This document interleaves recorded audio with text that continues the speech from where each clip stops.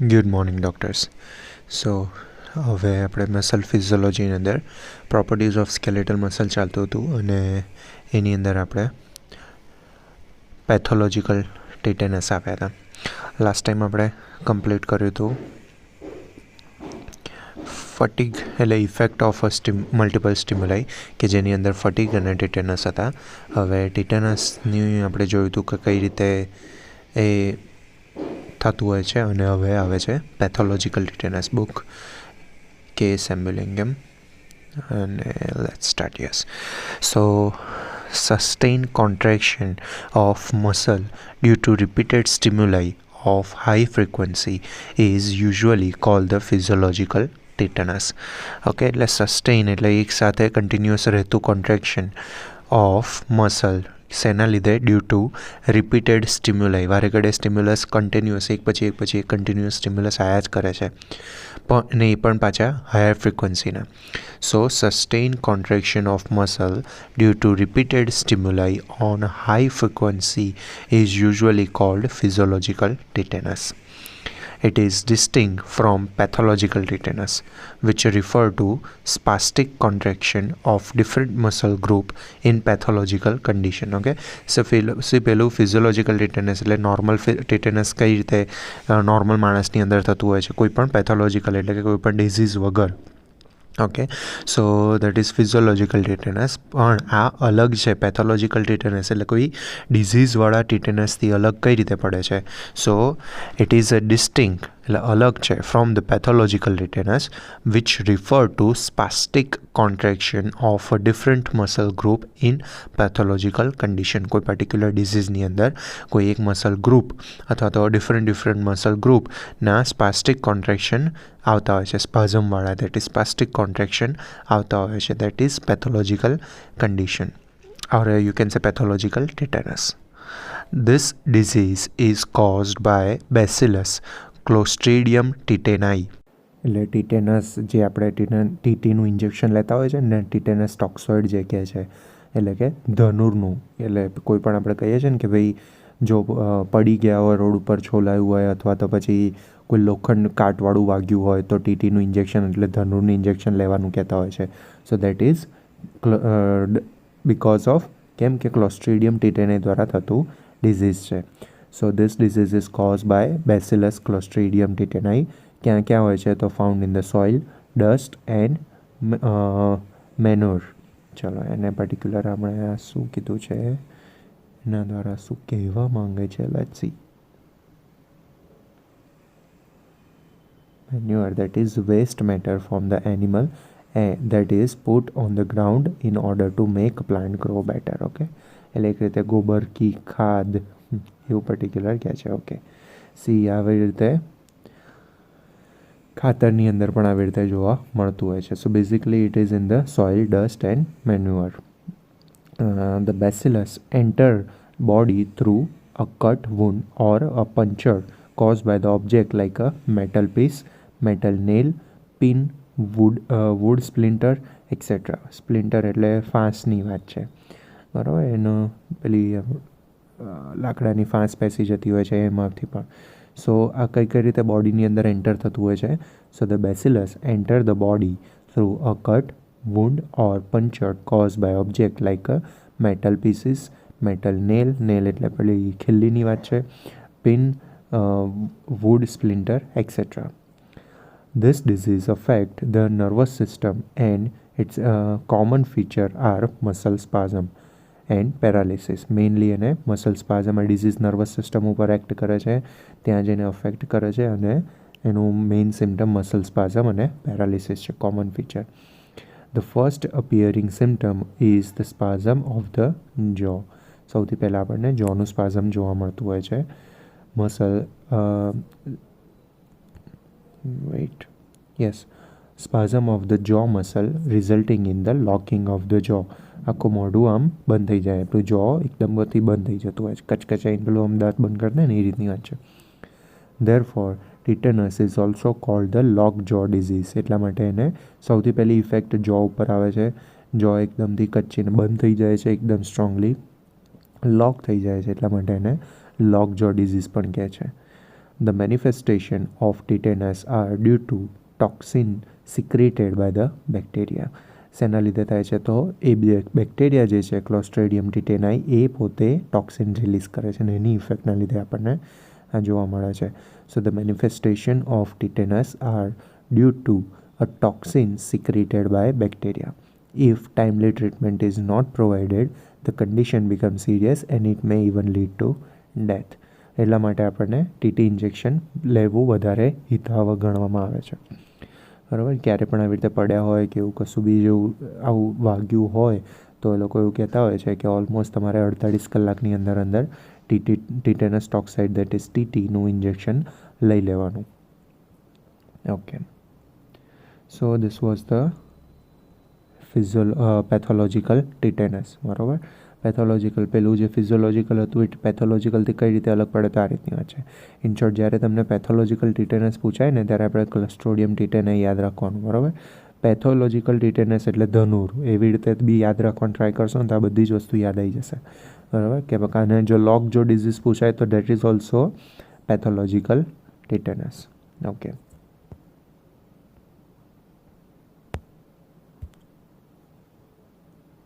Okay, હવે આવે છે treppe or staircase phenomena. Yes, તો એમાં શું કહે છે? Treppe or staircase phenomena is a gradual increase in the force of contraction of muscle when it is stimulated repeatedly with the maximum strength at low frequency. It is due to beneficial effect. Trepe is distinct from the summation of contraction and tetanus. Okay. So આની અંદર આપણે staircase એટલે એક સીડી ચડતું જાય એ રીતની વાત ગણી શકાય. ટ્રેપે એટલે એ પણ એક રીતનું ગ્રેજ્યુઅલ ઇન્ક્રીઝની રીતની વાત કરે છે. તો એમાં કેમ આ નામ આપ્યું? So it is a gradual step by increase થતું જાય. શું? તો force of contraction of muscle. જ્યારે આપણે મલ્ટિપલ સ્ટિમ્યુલાઈ રિપીટેડલી વારાફરતી આપ્યા કરીએ છીએ તો એવી કન્ડિશનમાં શું થતું હોય છે કે મસલ્સનું કોન્ટ્રેક્શન અને એનો કોન્ટ્રેક્ટ થવાનો ફોર્સ એ ગ્રેજ્યુઅલી ધીરે ધીરે ઇન્ક્રીઝ થતો જાય છે. So once again, treppe or staircase phenomena is a gradual increase in the force of contraction of muscle when it is stimulated repeatedly with the maximal strength at a low frequency. It is due to beneficial effect. બરાબર. આમાં જે આપણે આગળ વાત કરી હતી 3 effect જોઈ ગયા હતા, બેનિફિશિયલ ઇફેક્ટ, સમેશન ઇફેક્ટ અને ત્રીજી કઈ હતી? યસ, સુપરપોઝિશન હતી. બરાબર. સો આમાં અહીંયા પર્ટિક્યુલર આપણને આવું થવા પાછળનું મીન્સ સ્ટેરકેસ ફિનોમેના થવા પાછળનું રીઝન કયું કહે છે? તો it is due to beneficial effect.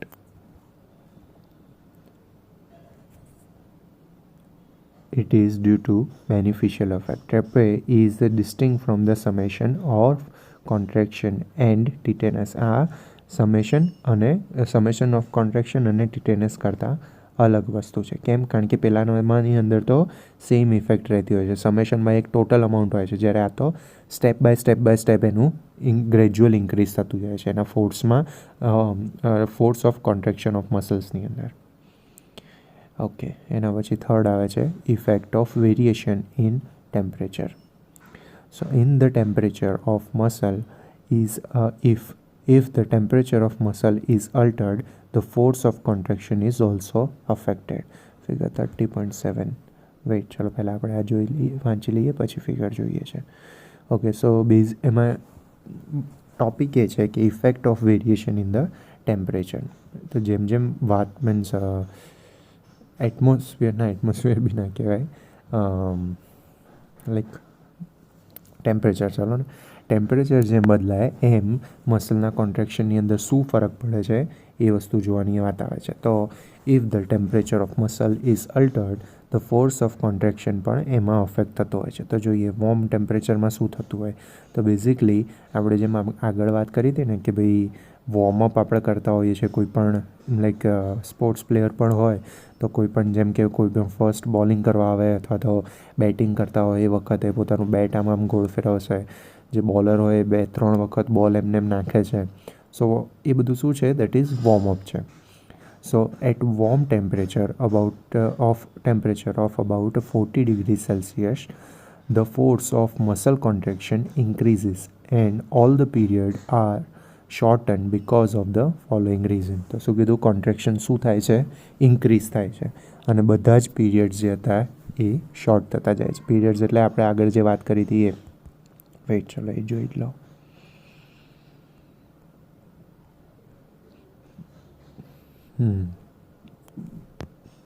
અહીંયા આપણને અલગ અલગ બધા પીરિયડ બતાવે છે. તો ફર્સ્ટ વોઝ એલપી એટલે કે લેટન્ટ પીરિયડની વાત હતી. દેટ ઇઝ એના પછી આવે છે સીપી એટલે કે કોન્ટ્રેક્શન પીરિયડ. પછી છે RP that is relaxation period. Okay તો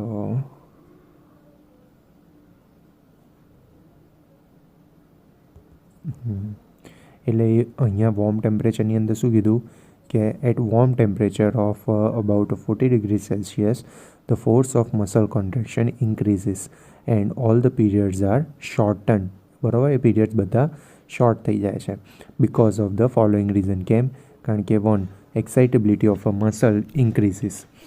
ઓકે, એટલે જેવું સ્ટિમ્યુલસ આપે એવું તરત જ એની ઉપર ઇફેક્ટ થશે. કેમ? કારણ કે એક્સાઇટેબિલિટી ઓફ મસલ્સ વધી જાય છે, ઇન્ક્રીઝ થાય છે. એમાં chemical processes involved in the muscular contraction are accelerated. Chemical process involved in muscular contraction, આપણે આગળ જોઈ ગયા કે કેમિકલ અંદર પહેલાં એક તો ન્યુરોન્સમાંથી ન્યુરોમસ્ક્યુલર જંક્શન ઉપર એનું સ્ટિમ્યુલસ આવે છે અને પછી મસલ્સની અંદર કેમિકલ ચેન્જીસ થવાના લીધે આખી કોન્ટ્રેક્શનની પ્રોસેસ થતી હોય છે. તો વોર્મ ટેમ્પરેચરે શું થાય છે, તો કેમિકલ પ્રોસેસ કે જે મસ્ક્યુલર કોન્ટ્રેક્શનની અંદર ઇન્વોલ્વ છે એ બધી એક્સેલરેટ થઈ જાય છે. અને થર્ડ છે viscosity of the muscles decrease. આપણે વાત કરી હતી, જો વિસ્કોસિટી ઓફ મસલ વધારે હોય તો એનું કોન્ટ્રેક્શન સ્લો થશે, જો વિસ્કોસિટી ઓછી હશે તો કોન્ટ્રેક્શન ફાસ્ટ થશે. So this are the reason કે વોર્મ ટેમ્પરેચર ઉપર કોન્ટ્રેક્શન કેમ ફાસ્ટ થાય છે અને બધા જ પીરિયડ્સ જે વચ્ચેના છે એ કેમ શોર્ટ થઈ જાય છે. તો again excitability of the muscle increases. એના પછી છે chemical process involve in the muscles contraction are accelerated. અને third, viscosity of muscle decreases. So એ જ રીતે હવે કોલ્ડ ટેમ્પરેચરની વાત આવે છે. કોલ્ડ ટેમ્પરેચરનું આપણે એક્ઝામ્પલ લીધું હતું કે શિયાળામાં જ્યારે સ્કૂલે જતા હતા સાયકલ ઉપર, તેવી કન્ડિશનમાં જ્યારે હાથ ઠરી જતા હતા અને પછી ત્યાં આગળ સ્કૂલે જઈને જ્યારે આપણે લખવાનો ટ્રાય કરતા હતા તો એ લખવું અઘરું પડતું હતું બિકોઝ ઓફ કોલ્ડ ટેમ્પરેચર. આપણું મસલ્સ એટલા ઇઝીલી સ્ટિમ્યુલેટ નહોતા થઈ શકતા. યસ, તો at cold temperature of about 10 degrees Celsius the force of contraction decreases and all the periods are prolonged because of the following reason. ચાલો જોઈએ. Warm ટેમ્પરેચરની અંદર જે વસ્તુ થતી હોય છે કોલ્ડ ટેમ્પરેચરની અંદર એનું ઓપોઝિટ કન્ડિશન ક્રિએટ થાય છે. તો કેમ એવું થાય છે, તો એક્સાઇટેબિલિટી બધું એનું ઊંધું જ છે. Excitability of muscle decrease, chemical processes are slow or delayed, viscosity of muscles are increase.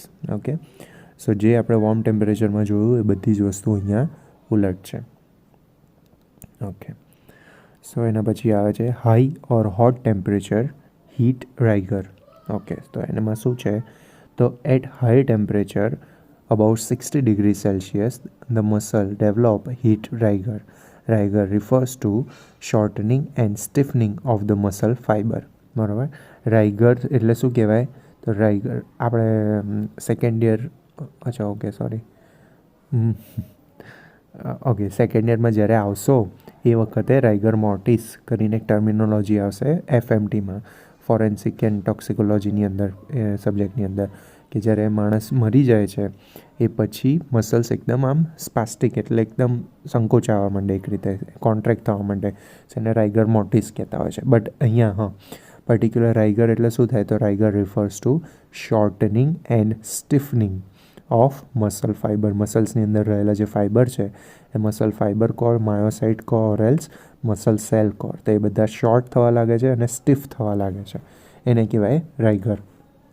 So at a higher temperature about 60 degrees Celsius the muscle develop the heat rigor. Rigor refers to shortening and stiffening of the muscle fiber. Heat rigor is the rigor that occur due to increased temperature. It is an irreversible phenomenon.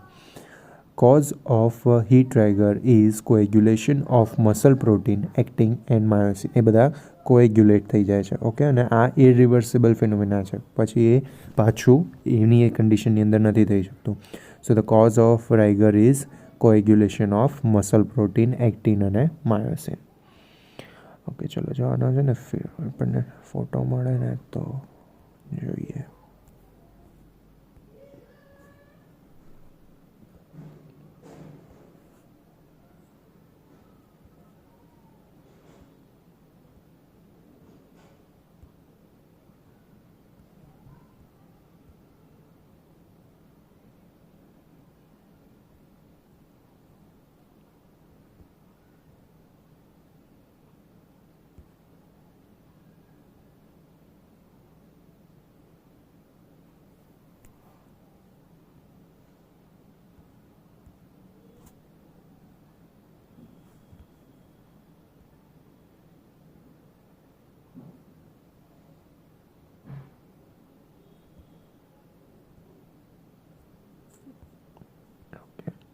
એકલા રાઇગરનો photo જોઈએ, તેની ઉપરથી તમને ખાલી idea લેવાનો છે કે કઈ ટાઈપની સિચ્યુએશન હોય છે ને હીટમાં એવું થઈ જતું હોય છે. અરે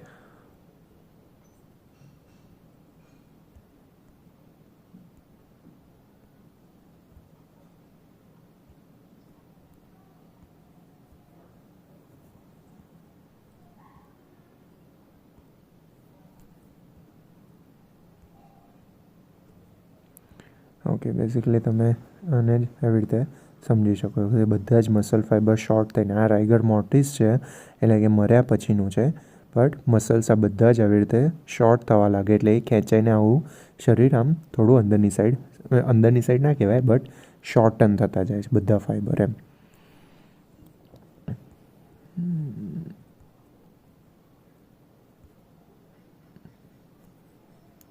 ઓકે, ચલો. ઓકે, સો હીટ ફાઈબર એટલે ખબર પડી ગઈ. 60 ડિગ્રી સેલ્સિયસ કરતાં વધારે ટેમ્પરેચર થાય ત્યારે હીટ રાઇગર ડેવલપ થતા હોય છે. રાઇગર્સ એટલે પર્ટિક્યુલરલી મસલ સેલ અથવા તો માયોસાઇટ ઓર મસલ ફાઈબરની જે વાત કરીએ આપણે એ બધા શોર્ટ થવા માંડે, સ્ટીફ થવા માંડે. અને આ મેઇન વસ્તુ આપણે શું કીધું કે ઇરિવર્સિબલ ફિનોમિના છે. અને થવા પાછળનું કારણ શું છે તો મસલ્સની અંદર રહેલા પ્રોટીન, એક્ટિન અને માયોસિન એનું કોએગ્યુલેશન થઈ જાય છે. ઓકે, એના પછી વાત આવે છે અધર type of રાઇગર્સ.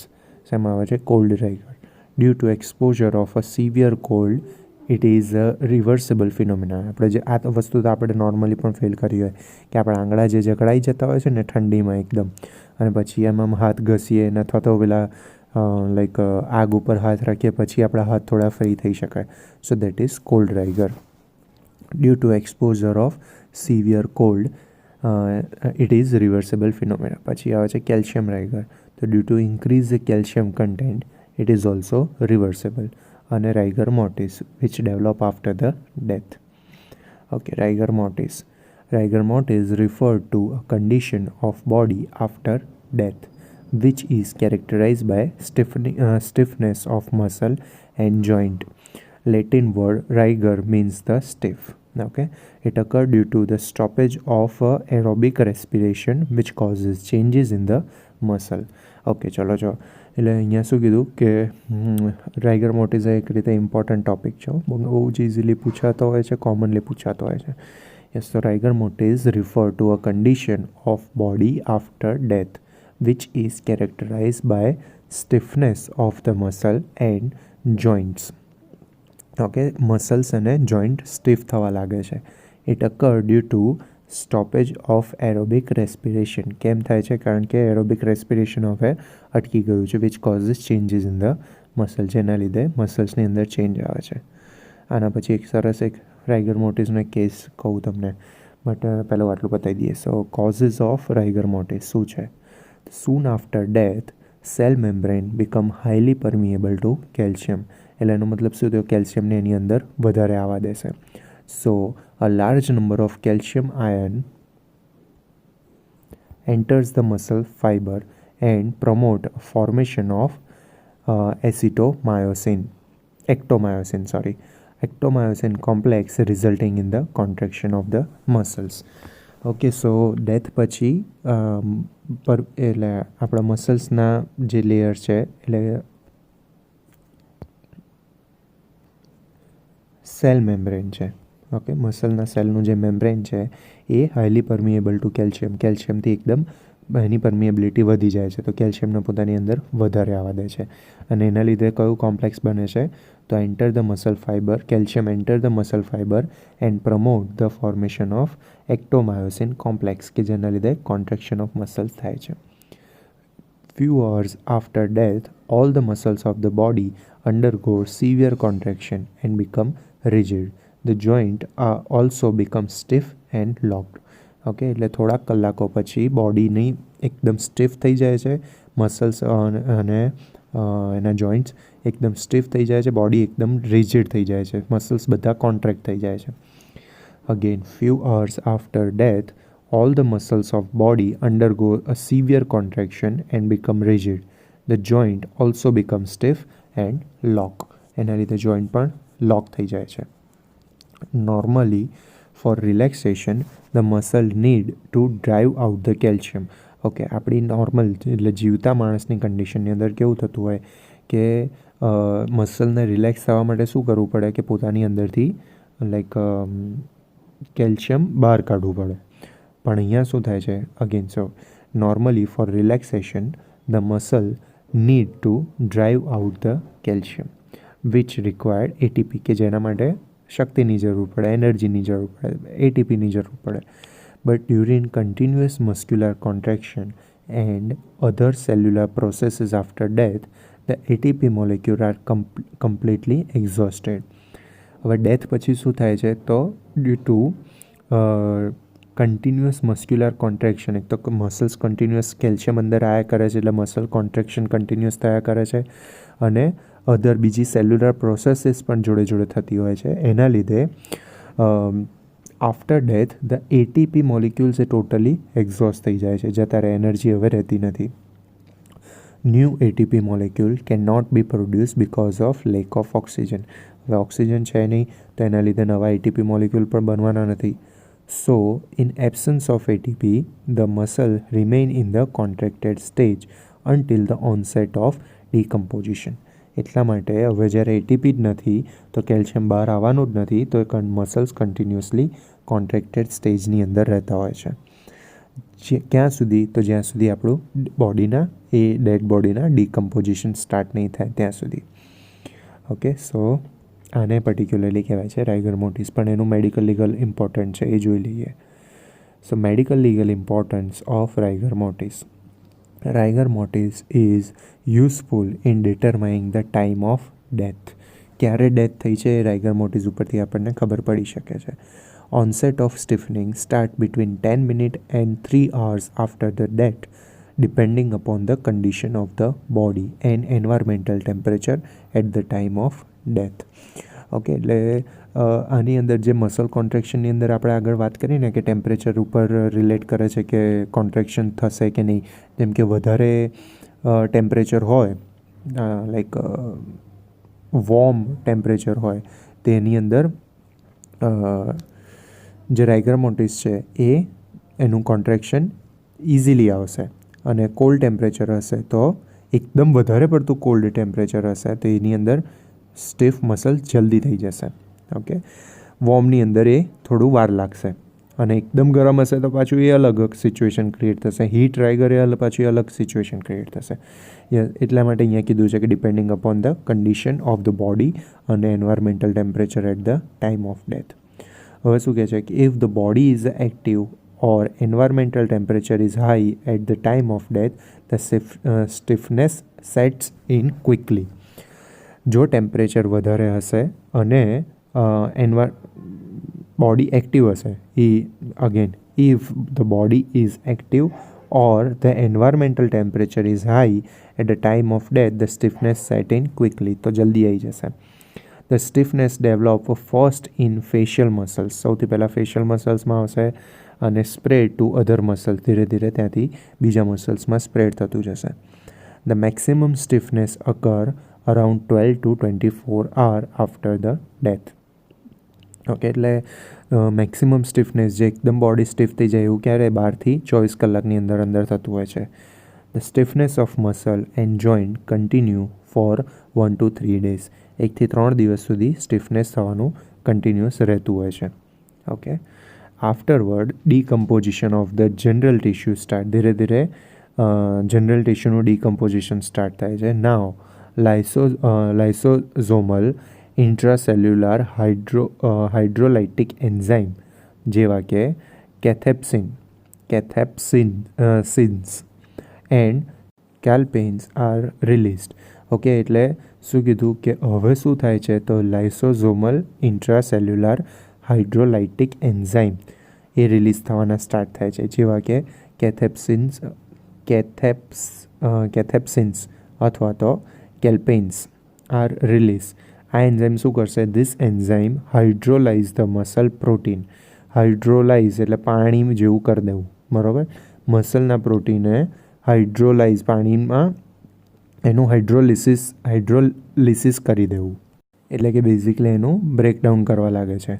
So this enzyme hydrolyse the muscle protein actin and myosin resulting in the breakdown of the actomyosin complex. અને એ કોમ્પ્લેક્સ તૂટશે પછી it relieves the stiffness of the muscle. This process is known as a resolution of rigor. Okay, so rigor mortis અહીંયા complete થાય છે. સો rigor મોર્ટિસ short note તરીકે પૂછાતી હોય છે, ઓર એલ્સ મોટા ક્વેશ્ચન તરીકે પણ. મોટા એટલે લાઈક એ પછી એની અંદર તમારે આખું પેલું એ આવશે કે effect of variation in temperature, જો મોટો ક્વેશ્ચન પૂછાતો હશે તો. બાકી ઓર એલ્સ રાઇગર મોર્ટિસ શોર્ટ નોટની અંદર બી આવતું હોય છે. યસ, તો ઇન શોર્ટ કહેવાય હવે જરૂર એટલા માટે કે મર્યા પછી બોડીનું કોન્ટ્રેક્શન કઈ જગ્યાએ કેટલું છે અને કઈ રીતનું રહેતું હોય છે એ ઉપરથી આપણે એનો મેડિકલ લીગલ ઇમ્પોર્ટન્ટ છે કે ભાઈ ટાઈમ ઓફ ડેથ કેટલી છે એની ઉપરથી આપણને ખબર પડી શકે ડિપેન્ડિંગ અપોન. અને એમાં કેવું કે જ્યારે સપોઝ એ પોસ્ટમોર્ટમ માટે લાવે અને પછી એની અંદર રાઇગર મોર્ટિસ એ પ્રમાણેનું જોયું હોય તો એની જોડે જોડે એ લોકો ડેટા પણ માંગતા હોય કે બોડી જે જગ્યાએથી લાયા એ જગ્યાનું ટેમ્પરેચર ને એન્વાયરમેન્ટ એનું કેવું હતું. સો એની ઉપર પણ એનું ડિપેન્ડ થતું હોય છે. યસ, તો હું જે પેલું સ્ટોરીની જે વાત કરતો હતો એક વખત આઈ થિંક કદાચ મને એક્ઝેક્ટલી યાદ નથી બટ કાઇન્ડ ઓફ CIDનો આઈ થિંક એક એપિસોડ એવો હતો અને એની અંદર એવું બતાવ્યું હતું કે એકદમ રિમોટ એરિયાની અંદર એટલે બહુ જ દૂરના જગ્યાએ લાઈક આમ આખું ખંડેર અને એ ટાઈપનું હોય છે કે જ્યાં આગળ કોઈ જ આવતું જ રહેતું હોતું નથી. હવે ત્યાં આગળથી એ લોકોને 2 આવી રીતે લાશ મળે છે અને એમાં કન્ડિશન એવી હોય છે કે જે એક લાશ એવી હોય છે કે જેના હાથમાં બંદૂક હોય છે અને એની સામે બીજી લાશ આવી રીતે પડી હોય છે.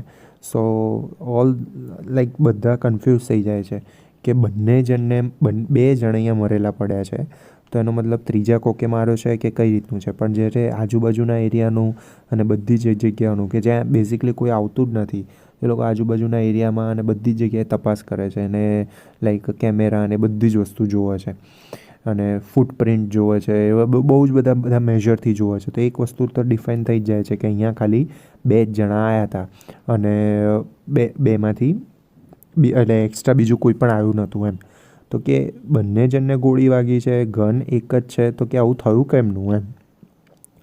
સો અને ગોળી એ રીતની જ હતી કે જે કે એક જ શોટથી એ લોકો મરી શકે એમ. એટલે એવું પણ નહીં કે ગોળી વાગ્યા પછી પેલાને માર્યું હોય ને પછી એણે ભાગવાનો ટ્રાય કર્યો હોય અને વાગેલી ગોળીએ મરી ગયો, એવું કંઈ જ નહીં. સો ધીરે ધીરે પછી at the end of episode એ લોકો એવું બતાવે છે કે હવે એ લોકો મીન્સ કેસ જ્યારે સોલ્વ થાય છે પછી મિસ્ટ્રી સોલ્વ થાય પછી એવી પેલું એ વસ્તુ બહાર આવે છે કે એકચ્યુઅલમાં તો જે માણસના હાથમાં ગન હતી અને પડેલો હતો એને પહેલો મારવામાં આવ્યો હતો સામેવાળા માણસ દ્વારા. એટલે ચલો એ તમને છે ને બતાડું, ટ્રાય કરીએ આપણે ઇઝી.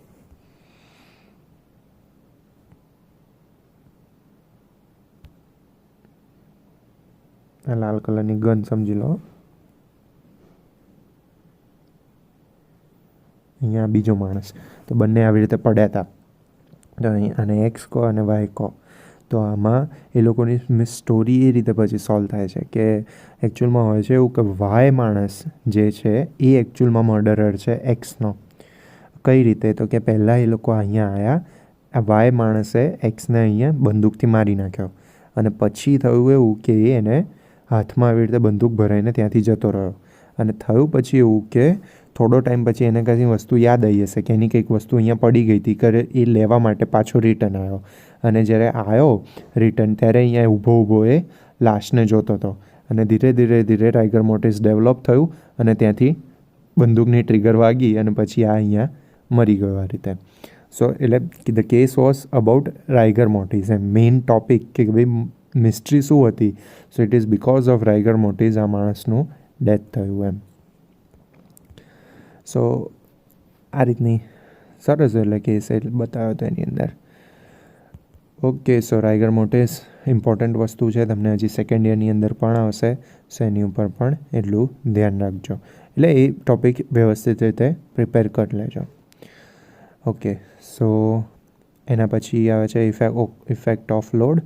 તો એ આપણે નેક્સ્ટ ચેપ્ટરની અંદર નેક્સ્ટ લેક્ચરની અંદર રાખીએ છીએ. ત્યાં સુધી કંઈ પણ ક્વેશ્ચન કંઈ ક્વેરી હોય તો please write me in the comment section below. અને રાઇગર મોર્ટિસ વેઇટ ચલો એના પણ તમને ઇમેજ જો મળે ને તો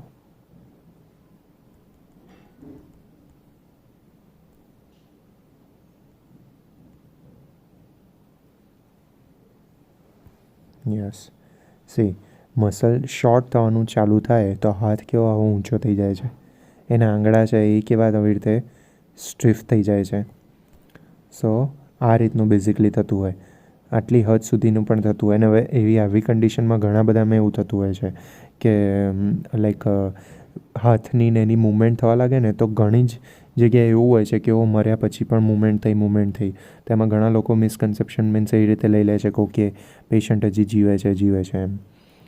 ઓકે, એટલે ઘણી બધી રિલિજનમાં એવું પણ છે કે જો મર્યા પછી લાઈક બોડીને આવી રીતે સ્ટીફલી એકદમ કડક રીતે બાંધી દેવામાં આવે છે એમ. બાકી એનું આ રીતે મૂવમેન્ટ થતી હોય છે. આઈ થિંક રાઇગર મોર્ટિસને આવી રીતે મિસ્ટ્રી ઉપર બહુ બધા મૂવીઝ પણ બનેલા છે. So you can watch it. Okay, so ત્યાં સુધી મળીએ છીએ નેક્સ્ટ લેક્ચરની અંદર. બાય.